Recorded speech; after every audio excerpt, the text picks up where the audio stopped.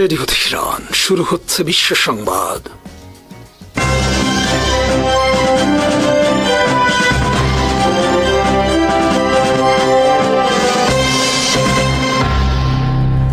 শুরুতেই সংবাদ শিরোনাম। যুক্তরাষ্ট্রের প্রেসিডেন্ট ডোনাল্ড ট্রাম্প আবারও ইরানের বিরুদ্ধে সামরিক হামলার হুমকি দিয়েছেন। তবে বিশ্লেষকদের একাংশের মতে এই হুমকি যুক্তরাষ্ট্রের শক্তির বহিঃপ্রকাশ নয়, বরং ওয়াশিংটনের কৌশলগত অচল অবস্থার প্রতিফলন। গত কয়েক মাস ইরানকে চাপে ফেলতে যুক্তরাষ্ট্র বিভিন্ন ধরনের রাজনৈতিক, অর্থনৈতিক ও সামরিক পদক্ষেপ গ্রহণ করলেও প্রত্যাশিত ফল অর্জন করতে পারেনি। ফলে একই ধরনের হুমকির পুনরাবৃত্তি আসলে নতুন কোনো কৌশলের ইঙ্গিত নয়, বরং কার্যকর বিকল্পের অভাবকেই সামনে নিয়ে এসেছে। আরও বিস্তারিত থাকছে ওয়াহিদ ফারুকীর প্রতিবেদনে।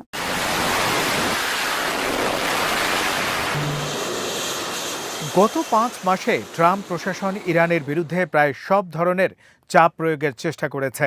সামরিক হামলার হুমকি, মধ্যপ্রাচ্যে মার্কিন সামরিক উপস্থিতি বৃদ্ধি, ইরান বিরোধী রাজনৈতিক চাপ, নৌ অবরোধের প্রচেষ্টা এবং আঞ্চলিক সংঘাতকে কাজে লাগিয়ে তেহরানকে কোণঠাসা করার উদ্যোগ, সবকিছুর লক্ষ্য ছিল ইরানকে তার কৌশলগত অবস্থান থেকে সরে আসতে বাধ্য করা।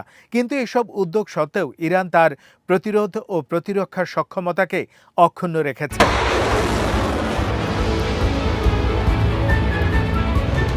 শিকাগো বিশ্ববিদ্যালয় আন্তর্জাতিক সম্পর্ক বিশেষজ্ঞ জন মিয়ার শাইমার মনে করেন, সামরিক শক্তি তখনই কার্যকর হয় যখন তার সঙ্গে স্পষ্ট রাজনৈতিক লক্ষ্য, অর্জনযোগ্য উদ্দেশ্য এবং সম্ভাব্য ব্যয়ের বাস্তবসম্মত হিসেব থাকে।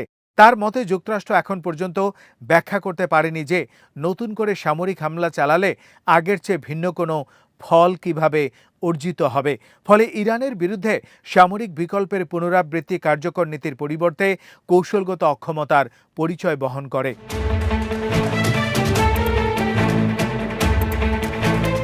সাম্প্রতিক ঘটনা প্রবাহে দেখা গেছে বহুমাত্রিক চাপের মুখেও ইরান তার প্রতিরোধ কাঠামো ধরে রাখতে সক্ষম হয়েছে।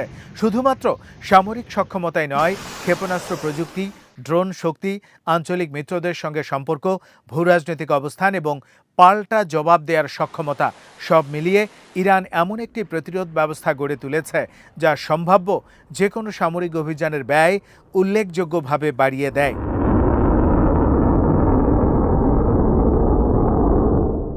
বিশ্লেষকদের মতে ইরানের বিরুদ্ধে সীমিত বা বৃহৎ পরিসরের সামরিক অভিযান চালিয়ে দ্রুত কাঙ্ক্ষিত ফল পাওয়া সম্ভব, এমন ধারণা বাস্তবতার সঙ্গে সামঞ্জস্যপূর্ণ নয়। মধ্যপ্রাচ্যের বর্তমান নিরাপত্তা পরিস্থিতি আর প্রচলিত সামরিক শক্তির মাধ্যমে সহজে নিয়ন্ত্রণ করা যায় না। ইরানের উপর হামলা হলে তার প্রতিক্রিয়া শুধু দেশটির ভেতরেই সীমাবদ্ধ থাকবে না, পারস্য উপসাগর, হরমুজ প্রণালী এবং পুরো অঞ্চলে যুক্তরাষ্ট্র ও তার মিত্রদের স্বার্থ ঝুঁকির মুখে পড়তে পারে। به هیچ عنوان به آمریکا اجازه دخالت در مدیریت تنگه هرمز را نمیدهیم و نخواهیم এই প্রেক্ষাপটে ট্রাম্পের বারবার সামরিক হুমকিকে অনেকেই মনস্তাত্ত্বিক ও রাজনৈতিক চাপ সৃষ্টির কৌশল হিসেবে দেখছেন। একদিকে যুক্তরাষ্ট্র দেখাতে চায় যে তাদের হাতে এখনও শক্তি প্রয়োগের বিকল্প রয়েছে, অন্যদিকে অভিজ্ঞতা বলছে সেই বিকল্প কার্যকর করলে সম্ভাব্য লাভের তুলনায় ক্ষতির পরিমাণ আরও বেশি হতে পারে। তাই হুমকির ভাষা বাস্তব সামরিক পদক্ষেপের চেয়ে রাজনৈতিক বার্তা হিসেবেই বেশি ব্যবহৃত হচ্ছে।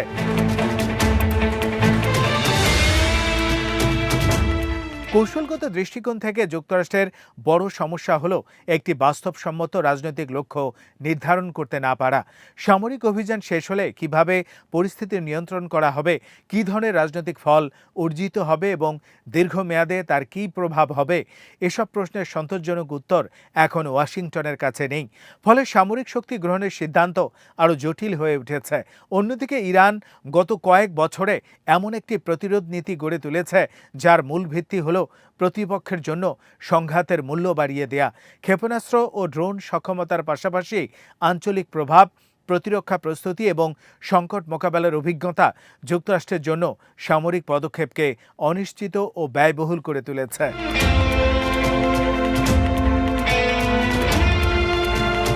নতুন কোনো সংঘাত শুরু হলে তার প্রভাব শুধু ইরান বা যুক্তরাষ্ট্রের মধ্যে সীমাবদ্ধ থাকবে না। বৈশ্বিক জ্বালানি নিরাপত্তা, আন্তর্জাতিক নৌ পরিবহন, তেলের বাজার এবং মধ্যপ্রাচ্যের সামগ্রিক স্থিতিশীলতা বড় ধরনের ঝুঁকির মুখে পড়তে পারে। এ কারণেই যুক্তরাষ্ট্রের কিছু মিত্র দেশও উত্তেজনা বৃদ্ধিকে উদ্বেগের চোখে দেখছে।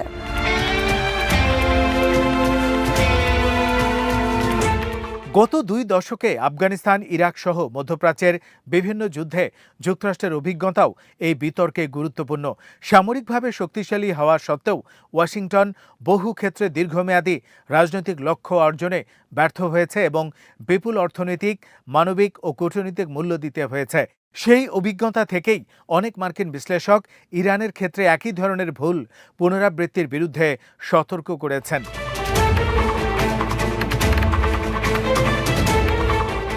সব মিলিয়ে ট্রাম্পের নতুন করে ইরান বিরোধী সামরিক হুমকিকে অনেক বিশেষজ্ঞ যুক্তরাষ্ট্রের বাড়তি শক্তির প্রকাশ হিসেবে দেখছেন না, বরং এটি এমন একটি পরিস্থিতির প্রতিফলন যেখানে আগের নীতিগুলো প্রত্যাশিত ফল না দেয়ায় ওয়াশিংটন কার্যকর নতুন কৌশল খুঁজে পাচ্ছে না।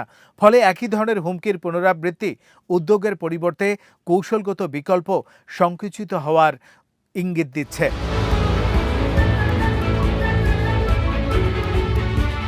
বিশ্লেষকদের মতে বাস্তবসম্মত রাজনৈতিক লক্ষ্য ও কার্যকর কৌশল ছাড়া শুধুমাত্র হুমকির ভাষা ইরান যুক্তরাষ্ট্রের সম্পর্কের বিদ্যমান সমীকরণ বদলাতে পারবে না।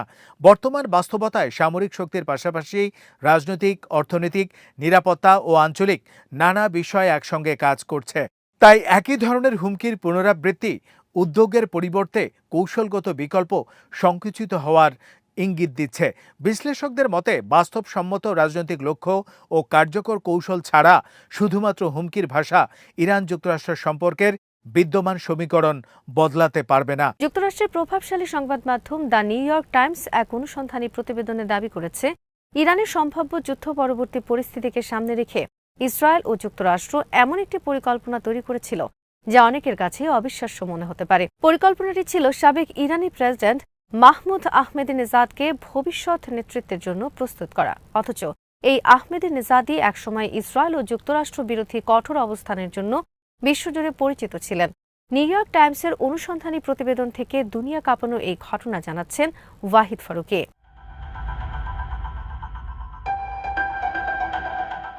প্রতিবেদনে বলা হয়েছে পরিকল্পনাটি শেষ পর্যন্ত সফল হয়নি। তবে নিউ ইয়র্ক টাইমসের সাংবাদিকের সাম্প্রতিক অনুসন্ধানে উঠে এসেছে কিভাবে বহু বছর ধরে ইসরায়েলের গোয়েন্দা সংস্থা মোসাদ আহমেদিনেজাদের সঙ্গে যোগাযোগ গড়ে তোলার চেষ্টা করেছিল এবং কেন ইসরায়েল ও যুক্তরাষ্ট্রের নীতি নির্ধারকরা তাকে ভবিষ্যৎ ইরানের সম্ভাব্য নেতা হিসেবে বিবেচনা করছিলেন। আহমেদিনেজাদ 2005 থেকে 2013 সাল পর্যন্ত ইরানের প্রেসিডেন্ট ছিলেন। ওই সময় তিনি ইসরায়েলের বিরুদ্ধে অত্যন্ত কঠোর বক্তব্যের জন্য আন্তর্জাতিক অঙ্গনে ব্যাপক আলোচিত হন।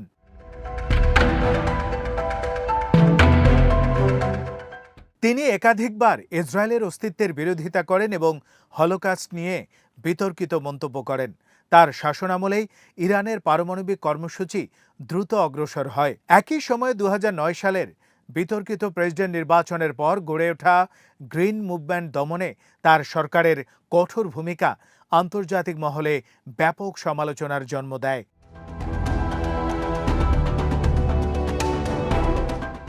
এমন একজন ব্যক্তিকেই ইসরায়েল ও যুক্তরাষ্ট্র যুদ্ধ পরবর্তী ইরানের সম্ভাব্য নেতৃত্বের জন্য বিবেচনা করেছিল। এটি প্রথম দেখায় অত্যন্ত বিস্ময়কর মনে হতে পারে। নিউ ইয়র্ক টাইমসের ভাষ্য অনুযায়ী এই পরিকল্পনার বিভিন্ন দিক অনেকটা গুপ্তচর কাহিনীর মতো। প্রতিবেদনে বলা হয়েছে পরিকল্পনার অংশ হিসেবে হাঙ্গেরির রাজধানী বুদাপেস্টের একটি বিশ্ববিদ্যালয়ে আহমেদিনেজাদের সঙ্গে গোপন বৈঠকের আয়োজন করা হয়। সেখানে পৌঁছানোর আগে তাকে নিজের নিরাপত্তা টিমের নজর এড়িয়ে যেতে হয়। আরও দাবি করা হয়েছে পরবর্তী সময়ে তাকে গৃহবন্দী অবস্থা থেকে বের করে আনতে একটি ইসরায়েলি বিমান হামলার সুযোগ কাজে লাগানো হয়। এরপর মোসাদের একটি গাড়িতে করে তাকে দ্রুত একটি গোপন নিরাপদ আশ্রয়ে নিয়ে যাওয়া হয়। প্রতিবেদনে এমনও উল্লেখ করা হয়েছে যে নিজের চেহারা পরিবর্তন করে পরিচয় গোপন রাখার উদ্দেশ্যে তিনি প্রসাধনীমূলক কিছু পরিবর্তন করেছিলেন, যার মধ্যে বোটক্স ব্যবহারের সম্ভাবনার কথাও উল্লেখ রয়েছে।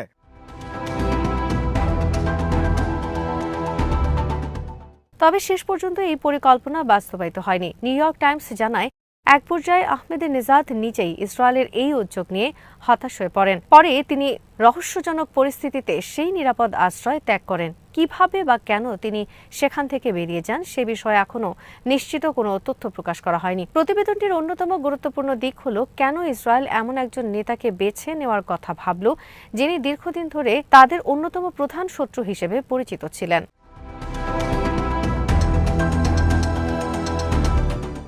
নিউ ইয়র্ক টাইমসের অনুসন্ধানে বলা হয়েছে, গত এক দশকে আহমেদিনেজাদের রাজনৈতিক অবস্থান ও রাষ্ট্রের সঙ্গে তার সম্পর্ক নাটকীয়ভাবে বদলে যায়। প্রেসিডেন্টের দায়িত্ব শেষ হওয়ার পর তিনি ধীরে ধীরে ইরানের ক্ষমতার কেন্দ্র থেকে বিচ্ছিন্ন হয়ে পড়েন। সর্বোচ্চ নেতা এবং প্রভাবশালী নিরাপত্তা প্রতিষ্ঠানের সঙ্গে তার সম্পর্কের অবনতি ঘটে। পরবর্তীতে তিনি একাধিকবার নির্বাচনে অংশ নেওয়ার চেষ্টা করলেও তাকে প্রার্থী হওয়ার অনুমতি দেয়া হয়নি। ফলে তিনি কার্যত ইরানের প্রচলিত ক্ষমতা কাঠামোর বাইরে চলে যান। প্রতিবেদনে বলা হয়েছে, এই রাজনৈতিক বিচ্ছিন্নতাই তাকে নতুন করে ক্ষমতায় ফেরার পথ খুঁজতে বাধ্য করে। পশ্চিমা কর্মকর্তাদের মূল্যায়নে ক্ষমতায় ফিরে আসার প্রবল আকাঙ্ক্ষা তাকে আগের তুলনায় অনেক বেশি বাস্তববাদী করে তোলে।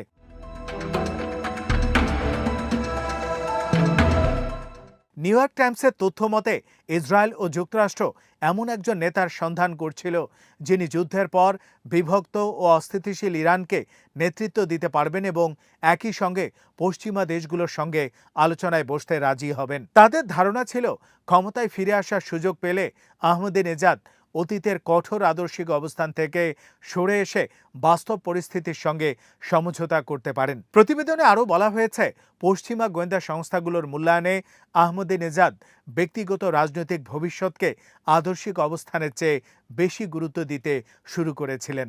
এই কারণেই তাকে সম্ভাব্য অংশীদার হিসেবে বিবেচনা করা হয়।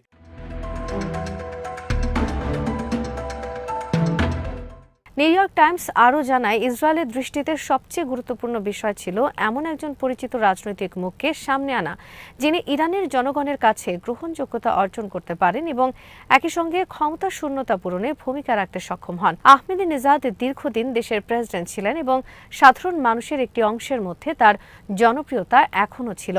এই বিষয়টিও পরিকল্পনায় প্রভাব ফেলেছিল বলে প্রতিবেদনে উল্লেখ করা হয়েছে। তবে শেষ পর্যন্ত পুরো পরিকল্পনা ব্যর্থ হয়। আহমেদিনেজাদ পরিকল্পনা অনুযায়ী ভূমিকা পালন করেননি এবং সম্ভাব্য নেতৃত্ব পরিবর্তনের সেই উদ্যোগও বাস্তবায়িত হয়নি।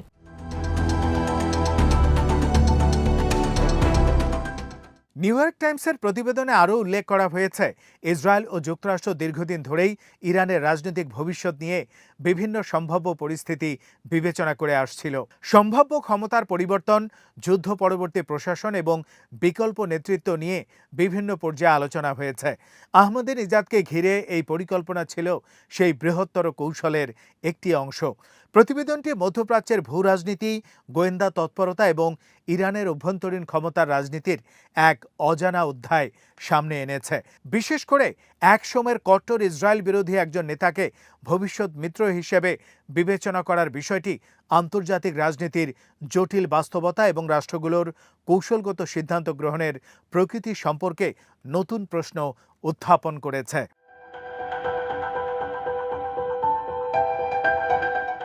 তবে নিউ ইয়র্ক টাইমস উল্লেখ করেছে যে এই অনুসন্ধানে বর্ণিত ঘটনাগুলো মূলত একাধিক বর্তমান ও সাবেক কর্মকর্তা, গোয়েন্দা সূত্র এবং সংশ্লিষ্ট ব্যক্তিদের বক্তব্যের ভিত্তিতে তৈরি। এসব দাবির স্বাধীন ও নিরপেক্ষ যাচাই এখনও সম্ভব হয়নি। একই সঙ্গে ইসরায়েল যুক্তরাষ্ট্র পক্ষ থেকেও এসব বিষয়ে আনুষ্ঠানিকভাবে কোনো মন্তব্য বা নিশ্চিতকরণ প্রকাশ করা হয়নি। ফলে প্রতিবেদনে উত্থাপিত তথ্যগুলোকে সংশ্লিষ্ট সংবাদ মাধ্যমের অনুসন্ধানী দাবি হিসেবেই বিবেচনা করা উচিত। ইরানের ইসলামী বিপ্লবী গার্ড বাহিনী বৃহস্পতিবার ভোরে কুয়েতের আলী আল সালেম মার্কিন বিমান ঘাঁটিতে ক্ষেপণাস্ত্র ও ড্রোন হামলা চালানোর দাবি করেছে। আইআরজিসির জনসংযোগ দপ্তরের এক বিবৃতিতে বলা হয়, অপারেশন নাসর 2 এর আওতায় নৌ ও মহাকাশ বাহিনী যৌথভাবে এই হামলা পরিচালনা করে। বিবৃতিতে দাবি করা হয়েছে, হামলায় ঘাঁটির সি-র্যাম, আগাম সতর্কীকরণ, রাডার ব্যবস্থা এবং মার্কিন সেনাদের অবস্থান লক্ষ্যবস্তু করা হয়। তবে হামলায় ক্ষয়ক্ষতি বা হতাহতের হতাহতের বিষয়ে যুক্তরাষ্ট্র কিংবা কুয়েতের পক্ষ থেকে তাৎক্ষণিক কোনো আনুষ্ঠানিক মন্তব্য পাওয়া যায়নি। আইআরজিসি তাদের বিবৃতিতে কুয়েতের জনগণের প্রতিও আহ্বান জানায়। এতে বলা হয়, যুক্তরাষ্ট্র কুয়েতের ভূখণ্ড ব্যবহার করে মুসলিম ইরানের বিরুদ্ধে অপরাধ চালাচ্ছে। তারা কুয়েতবাসীকে আগ্রাসীদের দেশ থেকে বিতাড়িত করার এবং ইসলামী দায়িত্ব ও ঐতিহাসিক সম্মান রক্ষার আহ্বান জানায়। এই হামলার দাবি এমন এক সময় এসেছে যখন মধ্যপ্রাচ্যে যুক্তরাষ্ট্র ও ইরানের মধ্যে সামরিক উত্তেজনা আরও তীব্র আকার ধারণ করেছে। এর আগে বুধবার রাতে যুক্তরাষ্ট্র ইরানের দক্ষিণাঞ্চলের উপকূলীয় এলাকা ও বিভিন্ন শহরে বিমান হামলা চালায়। এর জবাবে গত কয়েকদিন ধরে ইরানও মধ্যপ্রাচ্যের বিভিন্ন মার্কিন সামরিক ঘাঁটিকে লক্ষ্য করে ধারাবাহিক হামলা চালিয়ে যাচ্ছে। ইরান সরকারের তথ্য অনুযায়ী চলমান সংঘাতে দেশটির দক্ষিণাঞ্চলে অন্তত ৩০ জন বেসামরিক নাগরিক নিহত হয়েছেন। এছাড়া আহভাজ শহরের একটি শিশু ক্যান্সার হাসপাতালের কাছে ক্ষেপণাস্ত্রের আঘাত পড়ার পর নিরাপত্তার স্বার্থে হাসপাতালটি খালি করে রোগীদের অন্যত্র সরিয়ে নেওয়া হয়েছে। ইরানের ইসলামী বিপ্লবী গার্ড বাহিনীর মুখপাত্র ব্রিগেডিয়ার জেনারেল হোসেন মোহেব্বি বলেছেন, চলমান সংঘাতকে দীর্ঘস্থায়ী ক্ষয়যুদ্ধের রূপ দেওয়ার সুযোগ যুক্তরাষ্ট্রকে দেয়া হবে না। তিনি সতর্ক করে বলেন, বর্তমানে ইরানের সামরিক অভিযান মূলত অঞ্চলে যুক্তরাষ্ট্রের আক্রমণাত্মক সামরিক সক্ষমতা ধ্বংসের উপর কেন্দ্রীভূত। এরপরই অভিযানের পরবর্তী ধাপ শুরু হবে। সামাজিক যোগাযোগ মাধ্যমে দেয়া এক বার্তায় মোহেব্বি বলেন, শত্রুরা যেন মনে না করে তারা এই যুদ্ধকে ক্ষয়যুদ্ধে পরিণত করতে পারবে। ইরানের বর্তমান অভিযান যুক্তরাষ্ট্রের আক্রমণাত্মক অবকাঠামো ধ্বংসের জন্য পরিচালিত হচ্ছে। এরপর পরবর্তী পদক্ষেপ শুরু হবে। তার এই মন্তব্য এমন সময় এলো যখন গত কয়েকদিনে ইরান যুক্তরাষ্ট্রের মধ্যপ্রাচ্য জুড়ে বিভিন্ন সামরিক ঘাঁটিতে একাধিক ক্ষেপণাস্ত্র ও ড্রোন হামলা চালিয়েছে। ইরানি হামলার লক্ষ্যবস্তুগুলোর মধ্যে জর্ডান, কুয়েত, বাহরাইন, কাতার ও ওমানে অবস্থিত মার্কিন সামরিক স্থাপনাগুলো রয়েছে। অন্যদিকে যুক্তরাষ্ট্র ইরানের বিরুদ্ধে সামরিক অভিযান অব্যাহত রেখেছে। মার্কিন বাহিনী ইরানের দক্ষিণ উপকূলীয় বিভিন্ন স্থাপনায় হামলা চালানোর পাশাপাশি বুধবার সিস্তান ও বেলুচিস্তান প্রদেশের বামপুরে একটি ইরানি সেনা ব্যারাকে আঘাত হানে। ইরানি কর্তৃপক্ষের দাবি, ওই হামলায় অন্তত ৭ জন সেনা সদস্য নিহত হয়েছেন। ইরান সরকারের মুখপাত্রের তথ্য অনুযায়ী যুক্তরাষ্ট্রের সাম্প্রতিক হামলায় এখন পর্যন্ত ৩০ জনেরও বেশি বেসামরিক নাগরিক নিহত হয়েছেন। তবে এসব হতাহতের বিষয়ে যুক্তরাষ্ট্রের পক্ষ থেকে তাৎক্ষণিক কোনো মন্তব্য পাওয়া যায়নি। ক্রমবর্ধমান এই পাল্টাপাল্টি হামলার মধ্যে উভয় পক্ষের কঠোর অবস্থান মধ্যপ্রাচ্যে সংঘাত আরও বিস্তৃত হওয়ার আশঙ্কা বাড়িয়ে তুলেছে। বিশেষজ্ঞদের মতে, পরিস্থিতি নিয়ন্ত্রণে কূটনৈতিক উদ্যোগ দ্রুত জোরদার না হলে আঞ্চলিক নিরাপত্তা আরও বড় ঝুঁকির মুখে পড়তে পারে। ইরানের সেনাবাহিনী দাবি করেছে, বৃহস্পতিবার ভোরে জর্ডানে অবস্থিত মার্কিন আল আজরাক বিমান ঘাঁটিতে ড্রোন হামলা চালিয়ে তারা একটি স্থায়ী রাডার স্থাপনা, যোগাযোগ ব্যবস্থা এবং জ্বালানি সংরক্ষণ ট্যাঙ্ককে লক্ষ্যবস্তু করেছে। সেনাবাহিনীর জনসংযোগ বিভাগ জানায়, অপারেশন থান্ডারবোল্টের অংশ হিসেবে এই হামলা পরিচালিত হয়েছে।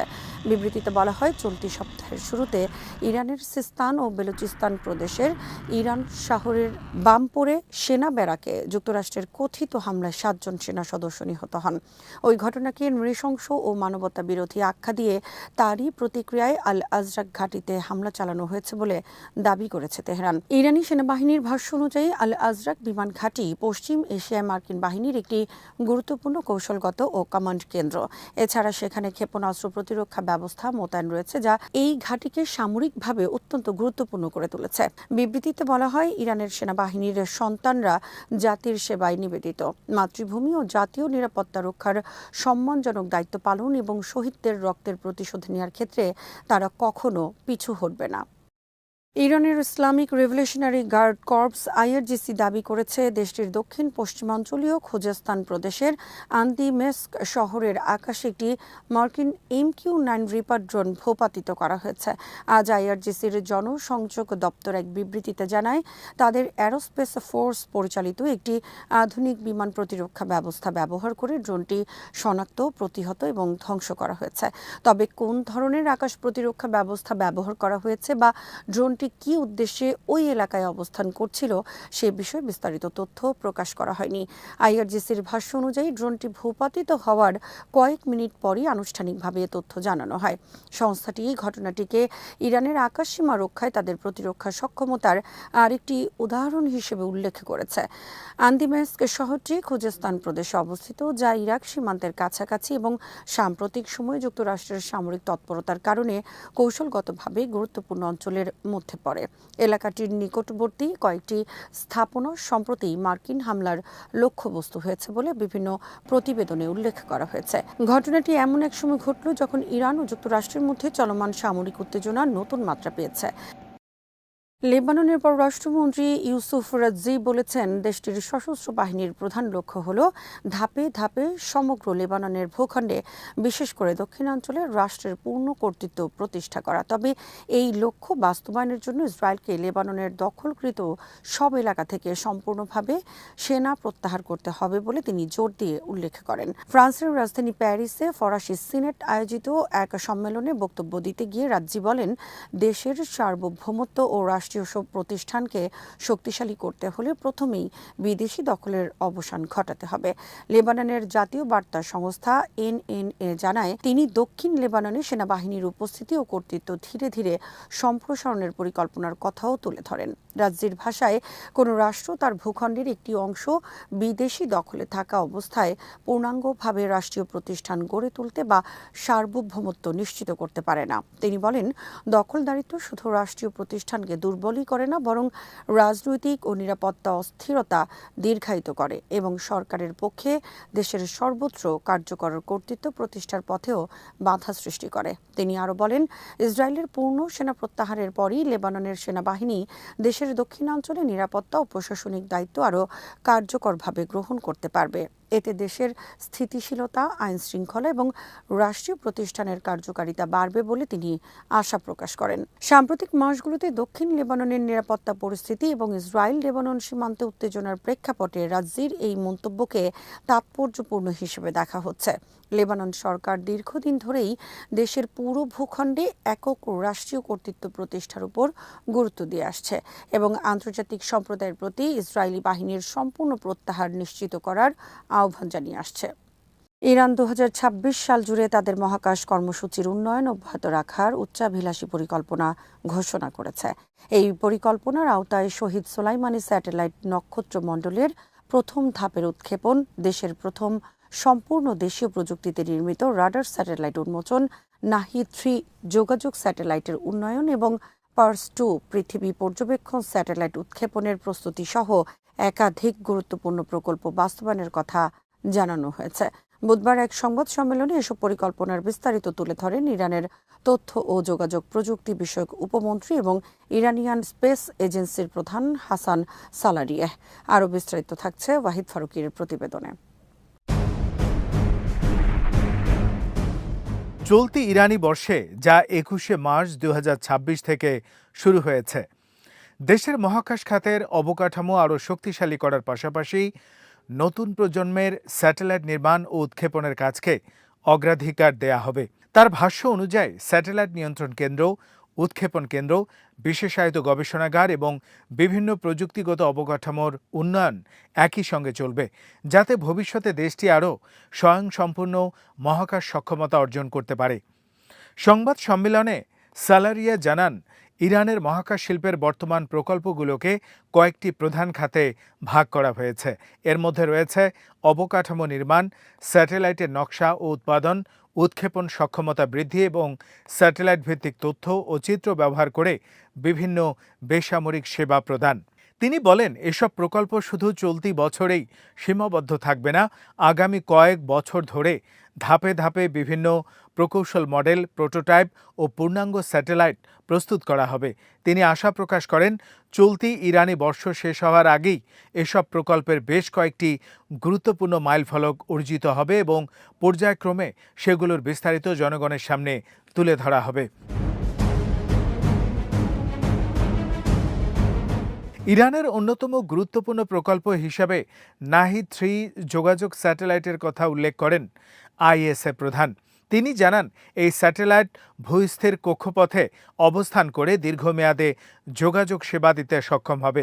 বর্তমানে এর নকশা তৈরির কাজ চলছে এবং থ্রাস্টার ও প্রপালশন সিস্টেম সহ গুরুত্বপূর্ণ কয়েকটি উপব্যবস্থার নির্মাণ কাজ এগিয়ে যাচ্ছে।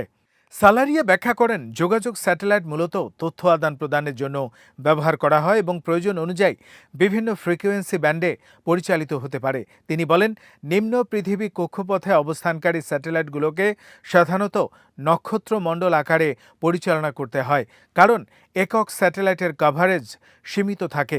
কিন্তু ভূপৃষ্ঠ থেকে প্রায় ৩৬,০০০ কিলোমিটার উচ্চতায় অবস্থিত ভূস্থির কক্ষপথে একটি মাত্র স্যাটেলাইটই বিস্তৃত অঞ্চলে যোগাযোগ সেবা দিতে পারে এবং নাহিদ 3 সেই ধরনের প্রযুক্তির উপর ভিত্তি করে তৈরি করা হচ্ছে।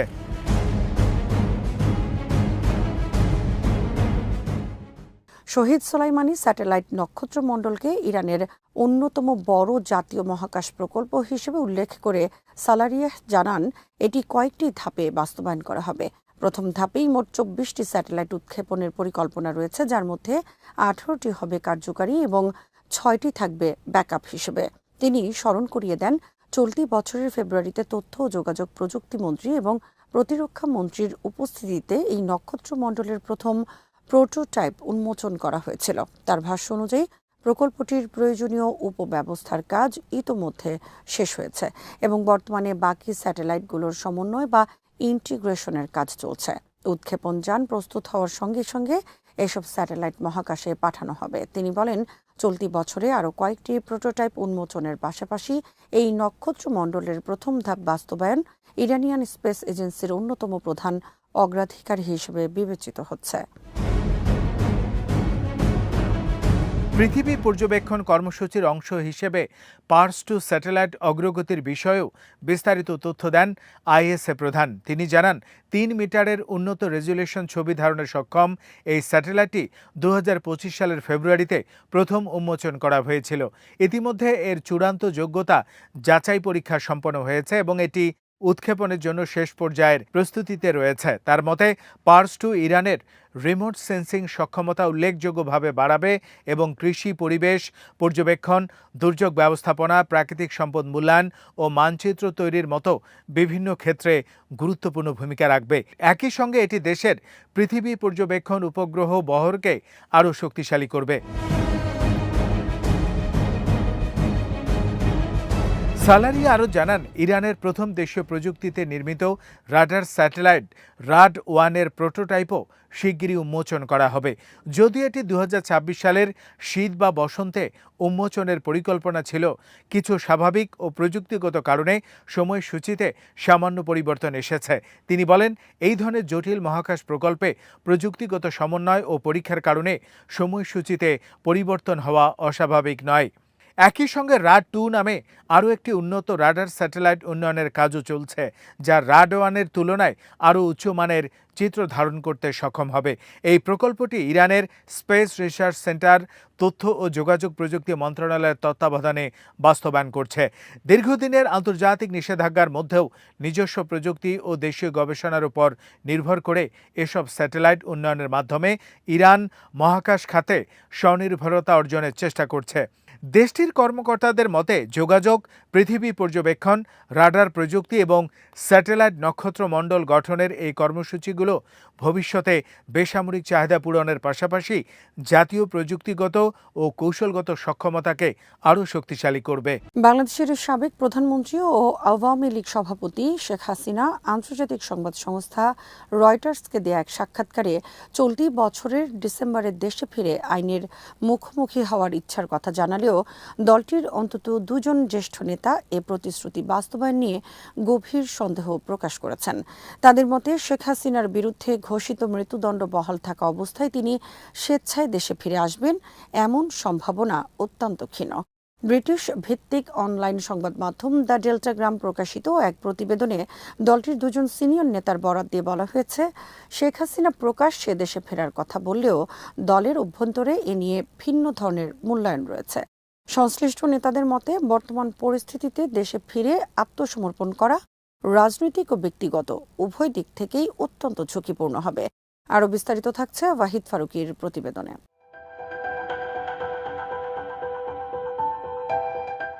প্রতিবেদনে নাম প্রকাশে অনিচ্ছুক এক নেতা বলেন, দলীয় কর্মীদের মনোবল ধরে রাখতে নেত্রী দেশে ফেরার কথা বলছেন, কিন্তু মৃত্যুদণ্ড কার্যকর হওয়ার শঙ্কা থাকলে বাস্তবে তার ফিরে আসার সম্ভাবনা খুবই কম। আরেক নেতা জানান, শেখ হাসিনার প্রত্যাবর্তন নির্ভর করবে রাজনৈতিক পরিবেশ, আইনি পরিস্থিতি এবং আন্তর্জাতিক কূটনৈতিক বাস্তবতার উপর। গত বছরের রাজনৈতিক পরিবর্তনের পর শেখ হাসিনা দেশ ছেড়ে ভারতে আশ্রয় নেন। এরপর বাংলাদেশে তার বিরুদ্ধে একাধিক হত্যা, মানবতা বিরোধী অপরাধ এবং ক্ষমতার অপব্যবহারের অভিযোগে মামলা হয়। সাম্প্রতিক সময়ে একটি মামলায় আদালতে তাকে মৃত্যুদণ্ড প্রদান করেছে বলে জানানো হয়েছে। যদিও শেখ হাসিনা এবং আওয়ামী লীগ এসব অভিযোগকে রাজনৈতিক উদ্দেশ্য প্রণোদিত বলে দাবি করে আসছে।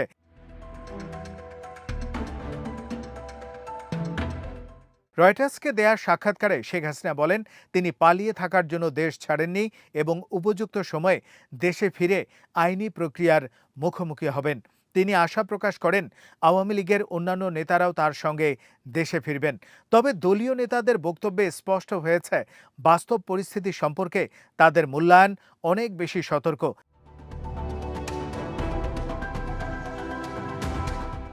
দ্য ডেল্টাগ্রামের প্রতিবেদনে উল্লেখ করা হয়েছে, আওয়ামী লীগের ভেতরে এখন সবচেয়ে বড় আলোচনার বিষয় হচ্ছে দলের ভবিষ্যৎ রাজনৈতিক কৌশল। একদিকে দলকে পুনর্গঠনের চেষ্টা চলছে, অন্যদিকে নির্বাসিত নেতৃত্বের ভবিষ্যৎ নিয়েও নানা জল্পনা রয়েছে। অনেক নেতা মনে করছেন, শেখ হাসিনার অনুপস্থিতিতে দল সাংগঠনিকভাবে দুর্বল হয়ে পড়লেও তার নিরাপত্তা ও আইনি অবস্থান বিবেচনায় নিয়ে সিদ্ধান্ত নেওয়া হবে।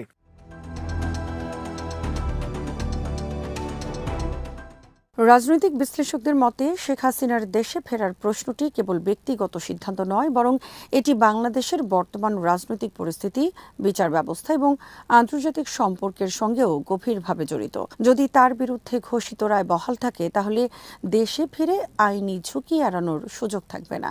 সে কারণে তার প্রত্যাবর্তন নিয়ে সংশয় তৈরি হওয়াই স্বাভাবিক।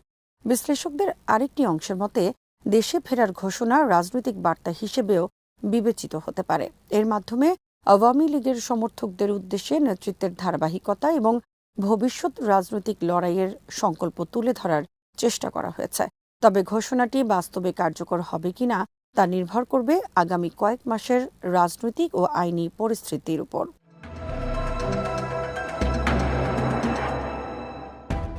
এদিকে শেখ হাসিনার বক্তব্যের পর বাংলাদেশের রাজনৈতিক অঙ্গনে নতুন করে আলোচনা শুরু হয়েছে।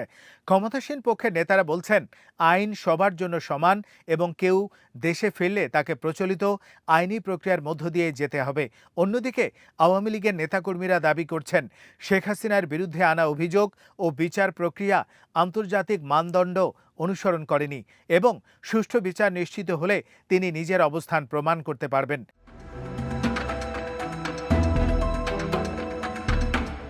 দলের ভেতরে যদিও প্রকাশ্যে কেউ শেখ হাসিনার ঘোষণার বিরোধিতা করছেন না, তবে ব্যক্তিগত আলোচনায় অনেক নেতা বাস্তবতা নিয়ে উদ্বেগ প্রকাশ করছেন। তাদের মতে, বর্তমান পরিস্থিতিতে দেশে ফিরে মৃত্যুদণ্ডের ঝুঁকি নেওয়ার সম্ভাবনা খুবই কম, বরং আইনি পরিস্থিতির পরিবর্তন বা রাজনৈতিক সমঝোতার মতো কোনো অনুকূল পরিবেশ সৃষ্টি হলে তখনই প্রত্যাবর্তনের সিদ্ধান্ত বিবেচিত হতে পারে।